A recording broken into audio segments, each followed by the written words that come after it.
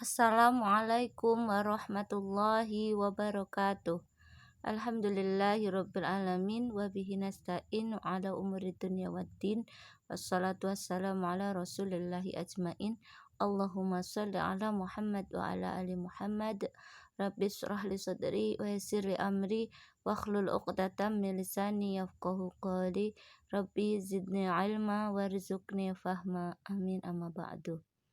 Alhamdulillah, puji syukur kehadirat Allah Subhanahu wa taala. Pagi hari ini kita jumpa kembali dalam kajian rutin bulanan di grup sharing Bunda yang akan mengangkat tema-tema yang up to date untuk setiap bulannya. Alhamdulillah, semoga kita semua diberikan Allah kekuatan untuk melakukan amal soleh masih di bulan haram, yaitu bulan Zulhijjah menjelang bulan Muharram yang di dalamnya merupakan bulan-bulan mulia. Dan semoga Allah berkenan untuk segera menghilangkan wabah di tengah-tengah kita. Salawat dan salam semoga tercurah kepada junjungan kita Nabiullah Muhammad Sallallahu Alaihi Wasallam, pada keluarganya, sahabatnya, dan seluruh pengikutnya hingga akhir zaman nanti. Dan semoga kita semua termasuk kelak menjadi umatnya yang mendapatkan syafaat di yaumil akhir. Allahumma amin. Ibu-ibu yang dirahmati Allah, peserta kajian di grup sharing Bunda, hari ini kita akan membahas tentang Muharram. Walaupun Muharram mungkin belum sampai, tapi ini akan kita sambut dalam beberapa hari. Yaitu hari ini kita mengambil tema Muharram, hijrah, dan peradaban mulia. Dengan tema ya untuk sambut tahun baru Islam dengan hijrah kafah. Bersama saya Nur Hikmah. Baik, ibu-ibu yang dirahmati Allah, Muharram dan hijrah. Muharram merupakan salah satu bulan mulia dan bulan haram yang sudah dikenal oleh masyarakat Arab pada waktu itu. Jadi bulan Muharram adalah salah satu bulan haram yang dimuliakan di antara 4 bulan haram yang lainnya, di mana ketika kita melakukan aktivitas amal soleh, Allah akan menambah pahala di bulan ini. Begitu juga ketika kita melaksanakan aktivitas yang dilarang Allah, Allah akan memberikan dosa yang lebih di bulan-bulan haram ini. Rasulullah Shallallahu Alaihi Wasallam saat itu sudah berniat dan bertekad untuk hijrah ke Yasrib ya atau Madinah pada saat ini itu sejak bulan Muharram, dan baru pada bulan Syafar beliau berangkat dan dari Mekah ya, karena memang perjalanannya dengan menggunakan kendaraan unta dan berjalan kaki juga harus bersembunyi, maka baru tiba di Madinah itu pada bulan Rabiul Awal. Jadi sebenarnya bulan Muharram itu bukan bulan tibanya Rasulullah di Madinah ya. Jadi bulan di mana Rasulullah sudah bertekad dan berniat untuk berhijrah setelah tentunya ada perjanjian, ada baiat Aqobah kedua, di mana kaum dari Yasrib yaitu suku Aus dan Khazraj sudah memberikan kekuasaan mereka kepada Rasulullah Shallallahu Alaihi Wasallam. Nah, hijrah sendiri secara bahasa gitu ya, yang berasal dari bahasa Arab berarti meninggalkan, menjauhkan diri, dan berpindah tempat. Ini hijrah secara bahasa. Nah, ibu-ibu yang dirahmati Allah, mengapa Rasulullah hijrah? Hijrah Rasulullah ke Madinah, hijrah Rasulullah dan kaum muslimin ya, untuk hijrah Rasulullah ke Madinah ini merupakan hijrah yang pertama. Tapi bagi kaum muslimin ini merupakan hijrah yang kedua. Setelah sebelumnya kaum muslimin pernah hijrah ke Habasyah. Nah, apa alasan Rasulullah kemudian hijrah ke Madinah? Yang pertama adalah ketika itu Islam mulai diajarkan oleh Nabi Muhammad SAW di tempat kelahirannya, yaitu di Mekah. Nah, saat dakwah di Mekah awalnya dengan sembunyi-sembunyi pada keluarga dan sahabat yang Rasulullah kenal, pada istri, pada sahabatnya. Lalu kemudian lambat laun Allah memerintahkan kepada Rasulullah untuk dakwah secara terang-terangan. Nah, dakwah secara terang-terangan ini mulai ketika cukup banyak pemeluk Islam. Sudah mulai kuat ya pemeluk Islam, yaitu ketika masuk dua tokoh kuat dari kafir Quraisy ya yang masuk Islam, yaitu Umar bin Khattab ya, seorang tokoh yang disegani di kalangan kafir Quraisy, dan juga Hamzah bin Abdul Muthalib yang juga merupakan pemuka Quraisy yang disegani, yang juga merupakan paman Rasulullah. Nah, ketika kemudian Rasulullah Shallallahu Alaihi Wasallam menampakkan dakwahnya secara terang-terangan, tentu saja kafir Quraisy semakin memusuhi Rasulullah, tidak senang terhadap apa yang disampaikan oleh Rasulullah yang dianggap itu menentang kebiasaan mereka. Nah, kaum Quraisy menyiksa musuh Rasulullah dan musuhi kaum muslimin tentunya ya, dengan berbagai penyiksaan seperti yang dilakukan kepada keluarga Yasir, Bilal, dan kaum muslimin yang lemah lainnya. Bahkan kemudian kaum muslimin dan Rasulullah sampai mendapatkan boikot ya dari orang kafir Quraisy secara sepihak, sehingga kaum muslimin, Rasulullah beserta kaum muslimin itu mengalami berbagai kekurangan dan penyiksaan. Namun di tengah boikot dan akhirnya berhentinya boikot, Rasulullah SAW tidak berhenti atau menyerah untuk berdakwah, mengajak manusia untuk menyembah Allah, mengikuti Islam. Dengan upaya yang Rasulullah lakukan, kemudian Rasulullah mencari berbagai pertolongan atau nusrah dari berbagai suku, terutama kepada kepala sukunya. Akhirnya pada saat musim haji di bulan Zulhijjah maupun sebelumnya, yaitu bulan Zulqaidah ya, Rasulullah akhirnya mendapatkan pertolongan dari suku Aus dan Khazraj dari Yatsrib.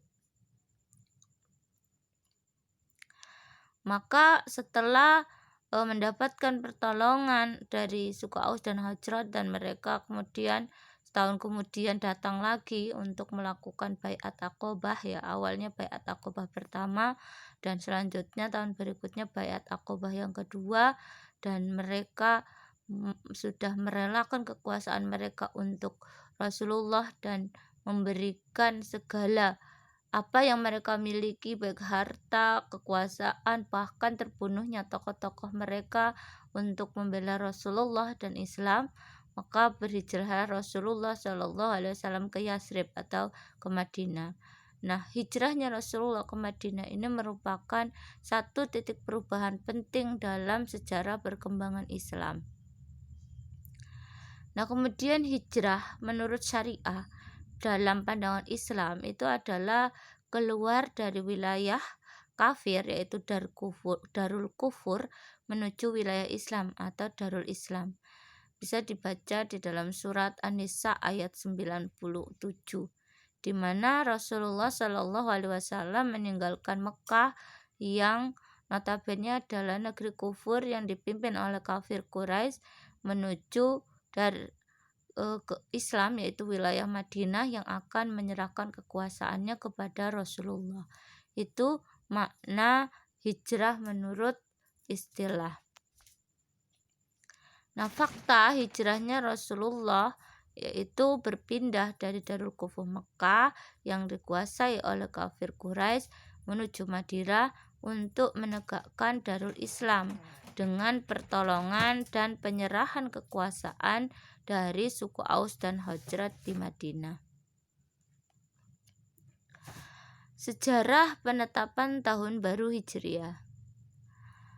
Nah, terkait dengan mengapa tahun baru Hijriah itu ditetapkan, di sini bermula pada masa Khulafaur Rasyidin ya, kaum muslimin semakin gencar dalam melakukan dakwah. Salah satu cara yang dilakukan dalam melaksanakan dakwah itu adalah dengan mengirim surat. Nah, pada saat itu kaum muslimin belum memiliki tahun sendiri, dan begitu juga pada masa Rasulullah ya. Jadi kaum muslimin itu sudah memiliki bulan gitu ya, nama bulan ya sama bulannya Muharram, Safar, Rabiul Awal, tetapi kemudian mereka belum memiliki tahun sendiri gitu. Nah, akhirnya ketika mereka menulis surat itu kan bingung ya. Biasanya mereka tandai dengan tahun kejadian apa yang mencolok di tahun tersebut. Tetapi kan tidak setiap tahun kemudian ada kejadian yang bisa dijadikan penanda. Maka kemudian kaum muslimin bersepakat itu ya, bermusyawarah dari para sahabat untuk menentukan kapan dimulainya tahun umat Islam itu ya. Nah, saat itu akhirnya ada usul dari sahabat Ali bin Abi Thalib untuk memulai patokan awal dari tahun Islam itu adalah mulai dari hijrahnya Rasulullah SAW. Walaupun ada juga yang mengusulkan untuk menjadikan patokannya itu pada wafat Rasulullah. Nah, akhirnya pada tahun 638 Masehi atau 17 Hijriah, Khalifah Umar bin Khattab menetapkan awal patokan penanggalan Islam adalah tahun di mana hijrahnya Nabi Shallallahu Alaihi Wasallam dari Mekah ke Madinah, dan bulan Muharram dijadikan bulan yang pertama. Nah, ketika Rasulullah sampai di Madinah, apa yang dilakukan oleh Rasulullah? Ternyata ini yang menunjukkan bahwa hijrahnya Rasulullah SAW bukan sekedar hijrah atau pindah posisi Rasulullah dari Makkah ke Madinah, tetapi Rasulullah melakukan aktivitas yang menjadikan petunjuk bahwa dia selain sebagai Rasul, dia juga sebagai pemimpin negara Madinah. Ketika Rasulullah sampai di Madinah, yang dilakukan oleh Rasulullah adalah membangun masjid. Bukan hanya sebagai tempat ritual saja atau tempat sholat saja, tetapi juga menjadi sarana penting untuk mempersatukan kaum muslimin dengan musyawarah dalam perundingan dan juga dalam merundingkan masalah-masalah yang dihadapi. Masjid juga menjadi pusat pemerintahan pada masa itu dengan Rasulullah sebagai kepala negara. Kemudian Nabi Muhammad SAW membentuk kegiatan mu'akhad atau persaudaraan yang mempersaudarakan kaum muhajirin dan ansor. Antara kaum muhajirin dan ansor dipersaudarakan dan mereka kemudian saling membantu dan menolong.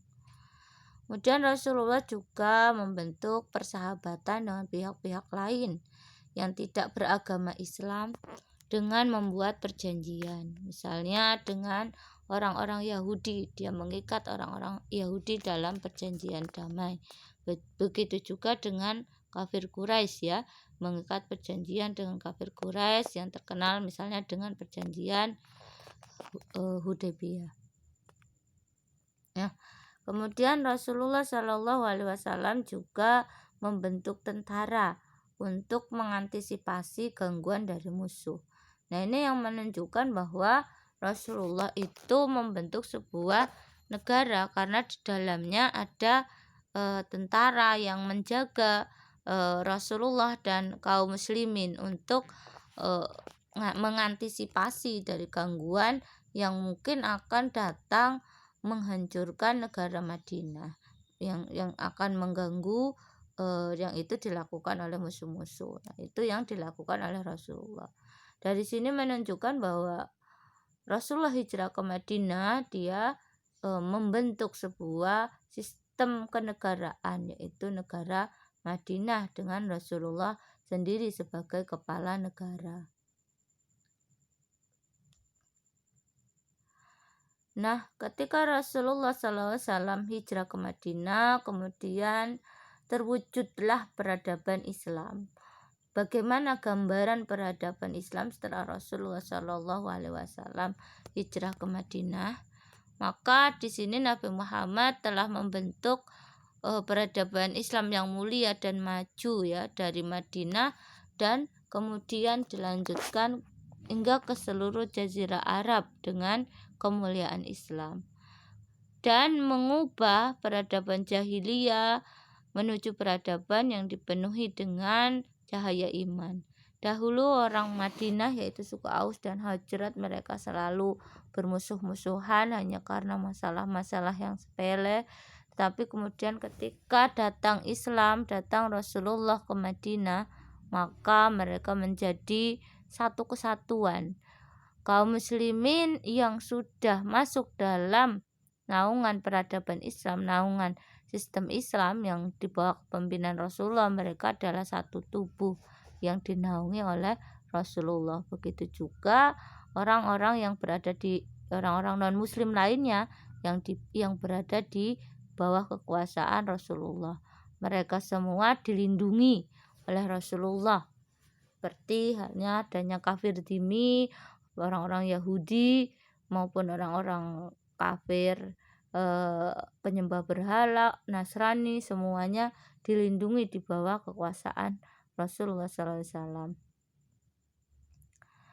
Nah, pada saat itu kemudian bangsa Romawi dan Persia yang pada awal kekuasaan Islam itu menunjukkan sikap tidak hormat, ya, pernah merobek surat yang dikirim oleh Rasulullah terhadap niat baik umat Islam untuk menjalin sebuah hubungan kenegaraan, dan juga mereka melakukan penjajahan di wilayah koloni mereka di daerah Syam misalnya, ya, dengan mengambil upeti tanpa memperhatikan kesejahteraan rakyatnya. Mereka juga berusaha menaklukkan wilayah-wilayah Islam melalui serangkaian peperangan.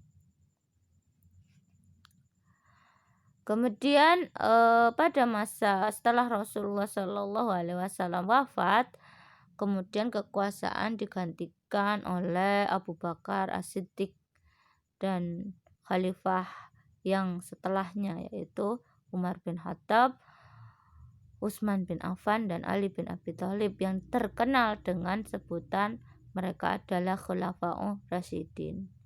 Pada masa kepemimpinan Abu Bakar banyak menyelesaikan masalah internal sekaligus juga tetap menyelesaikan permasalahan yang ada, ya, yang terjadi awal-awal wafatnya Rasulullah, di mana banyak orang-orang yang murtad, tidak mau membayar zakat gitu, ya.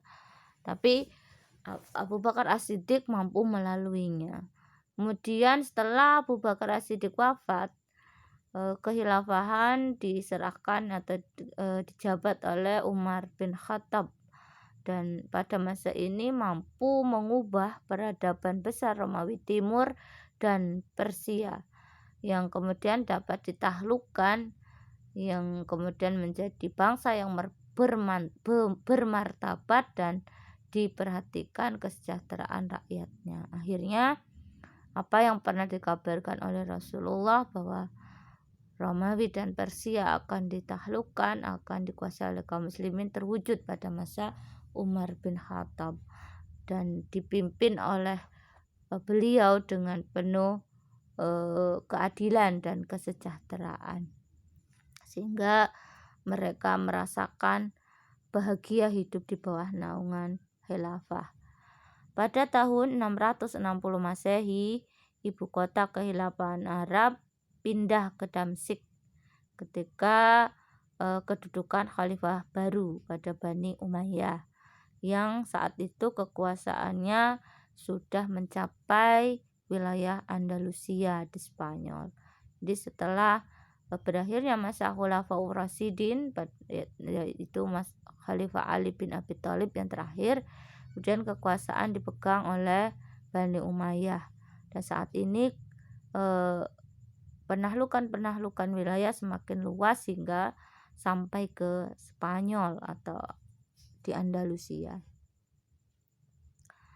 Nah, kemudian setelah Bani Umayyah runtuh, digantikan oleh Bani Abbasiyah, ya, dan mendirikan ibu kota baru di Baghdad pada tahun 760 Masehi. Dan pada masa inilah mencapai puncak kemajuan peradaban Islam yang luas, yang pada abad ke-9 sampai 10 Masehi.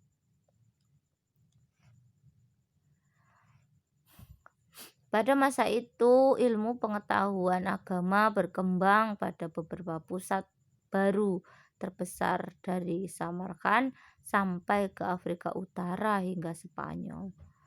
Kemudian ilmu lain ya seperti ilmu kedokteran dan ilmu pasti Yunani dapat dipelajari dengan adanya perpustakaan yang terkenal yaitu Baitul Hikmah yang menyediakan buku-buku terjemahan dan dikembangkan oleh sarjana Persia dan Arab, khususnya dalam ilmu aljabar, ilmu ukur segitiga, ilmu optik, dan ilmu kedokteran, serta berbagai pengetahuan yang lainnya. Nah, pada akhir abad ke-10 Masehi, daerah Islam semakin lebih luas dan terwujudlah peradaban besar, maju dalam intelektual, sejahtera di bidang ekonomi, persatuan yang kuat dengan diterapkannya syariat Islam. Kekhilafahan Turki Utsmani yang didirikan di Asia Barat yang menggantikan kekhilafahan Abbasiyah saat itu hanya membawa sedikit perubahan kepada umat Islam dari sisi internal. Karena pada masa ini yang banyak dilakukan oleh kekhilafahan Turki Utsmani adalah perluasan secara militer ke arah tenggara menuju India Utara dan ke arah barat laut menuju Asia Kecil. Pada waktu yang sama meluas ke barat hingga sampailah Islam ke Afrika Negro di daerah lembah Senegal dan Niger. Kemudian di Kepulauan Melayu, daerah Asia Tenggara, Islam telah masuk di Sumatera dan di sana berdirilah Kesultanan Islam yang pertama yaitu Kesultanan Samudra Pasai.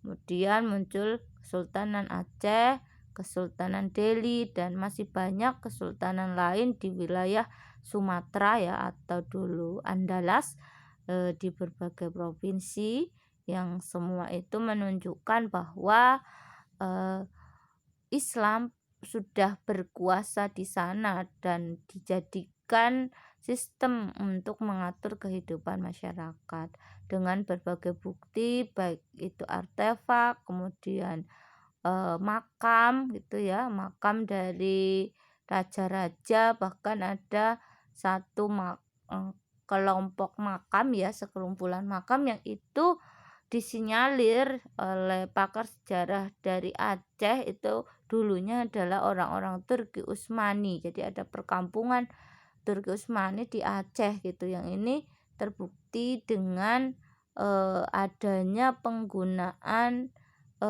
dinar Turki gitu ya, dinar Turki apa ya, mata uang Turki lah di sana gitu. Yang itu masih ada hingga hari ini disimpan di museum di Aceh gitu ya.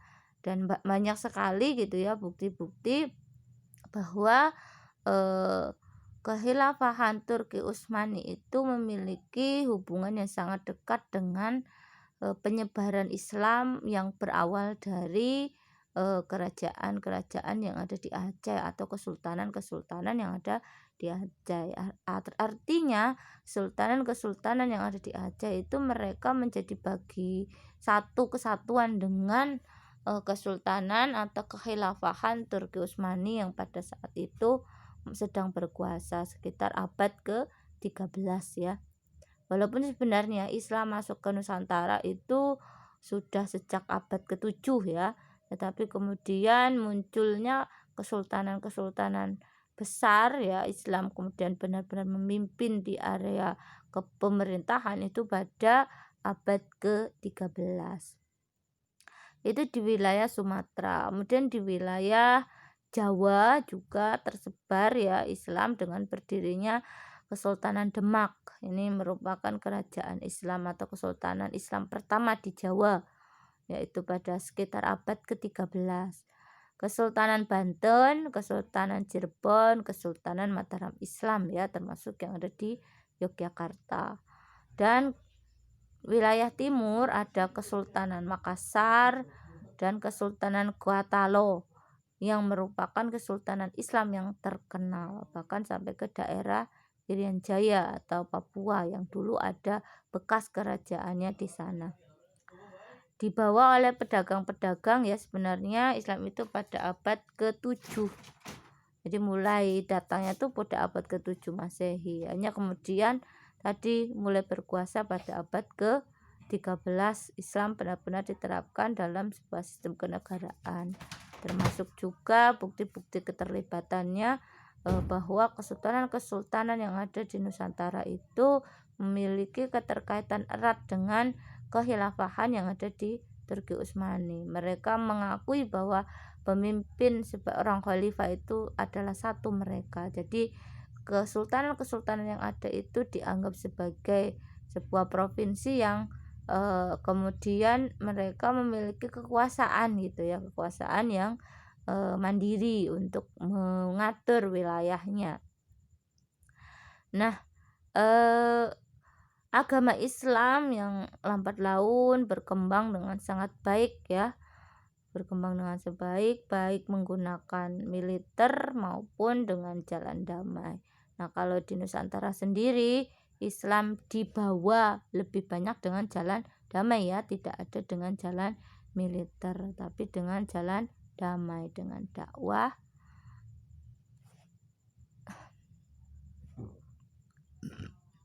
Nah, hasil bersih dari penerapan Islam selama lebih kurang 13 abad itu menunjukkan kemuliaan penerapan Islam yang mampu mengayomi dan menjadi rahmat bagi semesta alam. Nah, saat ini di dunia negeri-negeri Islam terpecah belah seperti buih di lautan dalam kondisi yang memprihatinkan, dijajah, terzalimi, dan juga menghadapi berbagai problem baik ekonomi, sosial, politik, dan menjadi sumber daya alamnya itu yang ada dijadikan rebutan ya oleh asing ya, barat ya, bangsa barat maupun asing.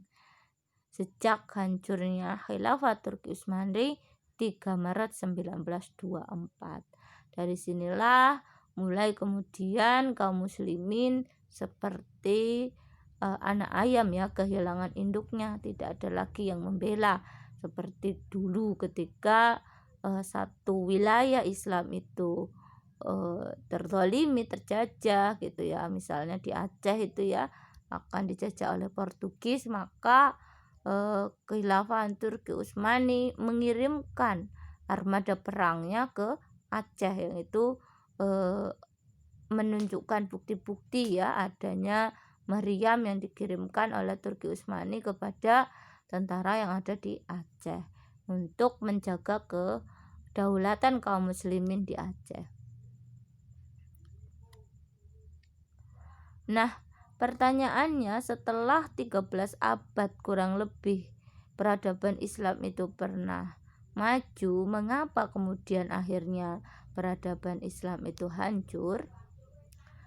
Nah, beberapa penyebabnya secara internal itu adalah karena kaum muslimin meninggalkan sistem kehidupan Islam. Kaum muslimin meninggalkan Islam sebagai pengaturan dalam kehidupan, kemudian mengganti aturan yang dari luar Islam, mengambil undang-undang barat dan menjadikan itu sebagai aturan dalam kehidupannya. Kemudian yang menyebabkan kaum muslimin kemudian lemah dan peradaban Islam hancur itu juga ketika kaum muslimin itu meninggalkan bahasa Arab. Kaum muslimin mulai lemah dalam bahasa Arab, padahal bahasa Arab itu adalah inti dari ajaran Islam. Karena hanya dengan bahasa Arablah kaum muslimin mampu memahami secara benar Al-Quran dan hadis. Bahasa-bahasa Arab itu mulai ditinggalkan sehingga kaum muslimin tidak lagi mengenal sumber hukum Islam, yaitu Al-Quran dan As-Sunnah. Itu secara internal kaum muslimin. Kemudian secara eksternal kaum muslimin mulai dimunculkan kembali ikatan nasionalisme, ikatan kebangsaan, ikatan kesukuan yang tadinya sudah dihilangkan oleh Islam. Rasulullah ketika datang ke Madinah itu sudah menghilangkan dan kemudian menerapkan peradaban Islam, itu sudah menghancurkan ikatan kebangsaan, hanya menyatukan kaum muslimin dengan ikatan akidah. Tapi kemudian ketika kaum muslimin secara internal juga lemah, orang-orang barat, kaum kafir barat juga berusaha untuk menghancurkan keberadaan peradaban Islam, maka mereka memunculkan kembali ikatan ini, dan akhirnya ikatan inilah yang berhasil untuk memecah kaum muslimin. Hari ini kaum muslimin sudah terbagi-bagi dalam lebih dari 50 negara yang terpecah belah, yang lemah, yang saling diadu domba, dan mereka terjajah. Nah, kemudian juga adanya penjajahan barat di negeri-negeri Islam gitu ya, setelah beberapa kekalahan Turki Utsmani dalam Perang Dunia Kedua, akhirnya bekas dari negeri-negeri Islam itu dibagi-bagi oleh Barat menjadi negara-negara jajahan, termasuk Indonesia gitu ya, menjadi bagian dari Belanda. Setelah melihat kondisi umat Islam hari ini yang terpuruk ya, belum bangkit tadi ya, mungkinkah peradaban Islam yang agung seperti yang awal Rasulullah tegakkan dan kemudian dilanjutkan oleh Khulafaur Rasyidin dan khalifah setelahnya mampu terwujud kembali? Tentu saja mungkin ya. Kenapa? Karena Allah Subhanahu wa taala sudah berjanji di dalam surat An-Nur ayat 55. A'udzubillahi minasyaitonir rajim. Wa'adallahu alladzina amanu minkum wa 'amilus solihati la yastakhlifannahum fil ardi kama stakhlafal ladzina min qablihim. Allah telah berjanji kepada orang-orang yang beriman dan beramal saleh di antara kamu bahwa akan menjadikan mereka berkuasa di muka bumi sebagaimana orang-orang sebelum mereka. Nah, inilah janji Allah bahwa Islam akan kembali berkuasa di muka bumi. Jika apa? Jika kita beramal soleh ya, amilus solihah, gitu, beramal soleh, melakukan amal soleh dan dakwah kepada Islam. Janji Allah adalah pasti, Allah tidak pernah mengingkari janjinya.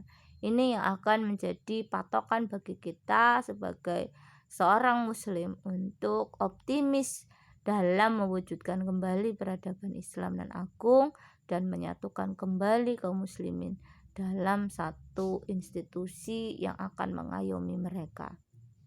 Kemudian selain dari janji Allah, Islam akan berkuasa kembali, itu juga sesuai dengan bisyarah Rasulullah di dalam hadis tentang kondisi umat Islam, bahwa kondisi umat Islam dari zaman ke zaman, dulu zaman itu adalah zamannya para nabi, setelah Nabi Muhammad itu tidak ada nabi setelahku, yang ada adalah para khalifah, dan setelah akan ada khilafah yang mengikuti manhaj kenabian, yaitu masa Khulafaur Rasyidin, kemudian akan berakhir ketika Allah menghendaki dan akan berkuasa mulkan adzon gitu ya, penguasa yang menggigit, dan itu akan berakhir, akan berkuasa dan berakhir ketika Allah menghendaki, lalu akan muncul kekuasaan mulkan jabrian, kekuasaan yang zalim, kekuasaan yang mendolimi rakyatnya gitu ya, dan itu akan berlangsung selama Allah menghendaki dan akan berakhir juga ketika Allah menghendaki. Kemudian Rasulullah mengatakan akan kembali hadir khilafah ala minhajin nubuwah, khilafah yang mengikuti manhaj kenabian, dan kemudian Rasulullah diam. Di dalam hadis yang panjang ini menunjukkan janji Rasulullah, yaitu menunjukkan bisyarah ya. Bisyarah itu kabar gembira dari Rasulullah akan munculnya kembali khilafah ala manhajin nubuwah kedua setelah mulkan jabrian.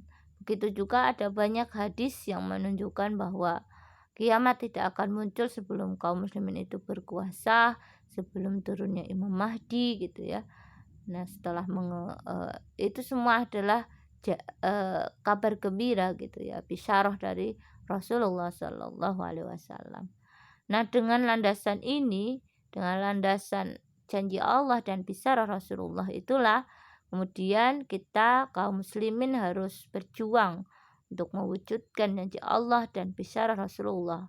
Dengan apa? Dengan melakukan aktivitas dakwah sebagaimana yang pernah Rasulullah contohkan ketika beliau berdakwah dari Mekah hingga ke Madinah.